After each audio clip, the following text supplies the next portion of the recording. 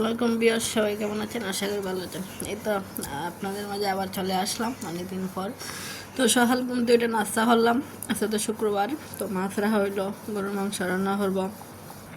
আজকে আবার ক্লাসও আছে মেয়ের, সেজন্য একটু তার সকালে সব কিছু কাজ শেষ করলাম, হয়ে চলে গেলাম স্কুলে। এই তো এখন চলে আসলাম স্কুলে। তো আমার মেয়ে বলতেছে একটু আঁটবে, খেলবে। আমি বলছি, আচ্ছা খেলো তুমি, আমি দাঁড়িয়ে থাকি। আমি দাঁড়াই রইলাম। তো ফুল গাছটা আমার দেখে অনেক ভালো লাগলো, আসলে একটা সুন্দর যে দৃশ্য, তাই একটু দাঁড়ানো করে আপনাদের সাথে শেয়ার করলাম। আর এই তো আমার মেয়ে একটু হাঁটাহাঁটি করতেছে, টিচারের জন্য অপেক্ষা করতেছে। তো তাদেরও বন্ধের প্রহর শেষ করে স্কুল হইলো। আস্তে আস্তে সব মাদেরই ব্যস্ততা শুরু হইব।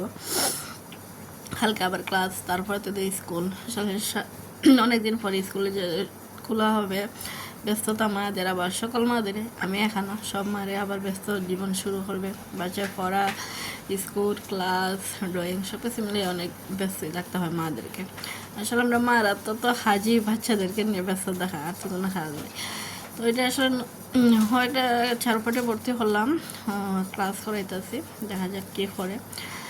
এটা ওদের ক্লাস, অনুষ্ঠানটা হইতেছে।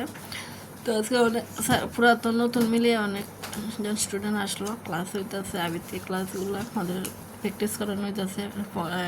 পরের সপ্তাহে মনে হয় প্রোগ্রাম আছে। তো আমার মেয়ে তো তেমন একটা কথা বলে না, তো সে জন্য ভর্তি হলাম। দেখে আস্তে আস্তে ইমপ্রুভ হয়নি, তাই চেষ্টা করতেছি। চেষ্টা হতে তার কিছু করার নেই। তো গরুর মাংস যেহেতু রান্নাম, তো হালিম রাঁধতেই হবে। তাই বিকালে ঘুমিয়ে গেছিলাম, ঘুমতে উঠে তা হালিম বানাইলাম, রান রুটি বানাইলাম, মেয়েকে নাস্তা দিলাম, আমরা সবাই খাইলাম।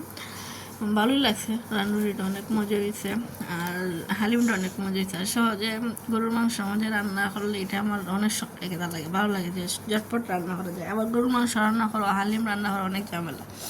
গরুর মাংস রান্না হয়ে গেলে থাকলে হালিমটা ঝটপট করে রান্না যায়।